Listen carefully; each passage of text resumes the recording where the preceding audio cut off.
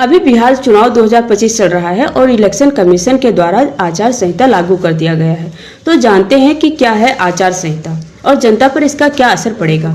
देखो, बिहार में फिर से चुनाव का माहौल है। सड़कों पर पोस्टर, दीवारों पर नारे और नेताओं की रैलियां निकाली जा रही हैं। हर तरफ बस राजनीतिक गूंज है। लेकिन जैसे ही चुनाव की तारीखों का ऐलान होता है तो लागू हो जाती है चुनाव आचार संहिता।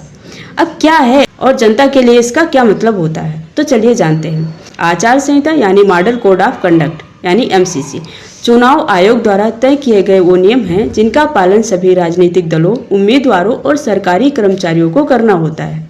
इसका मकसद होता है चुनाव को निष्पक्ष, पारदर्शी और शांतिपूर्ण तरीके से कराना। अब कब लागू होती है आचार चुनाव संहिता?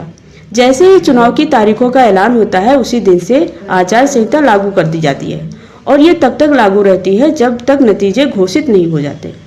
आचार संहिता के तहत कई सख्त नियम होते हैं। कोई भी पार्टी वोटरों को लालच नहीं दे सकती, जैसे पैसे, शराब या गिफ्ट देना। सरकारी मशीनरी का इस्तेमाल प्रचार में नहीं किया जा सकता है। मंत्री या नेता सरकारी योजनाओं की नई घोषणा नहीं कर सकते हैं। धार्मिक या जातीय भावनाएं भड़काने वाले बयान पूरी तरह से प्रतिबंधित होते हैं। सरकारी विज्ञापनों पर रोक लग जाती है। ये नियम सुनिश्चित करते हैं कि सबको बराबर मौका मिले। आचार संहिता सिर्फ नेताओं के लिए ही नहीं, जनता के लिए भी सुरक्षा कवच होती है। इससे प्रशासन चुस्त, चुनाव निष्पक्ष होता है और हिंसा या दुरुपयोग की घटनाएं कम होती हैं।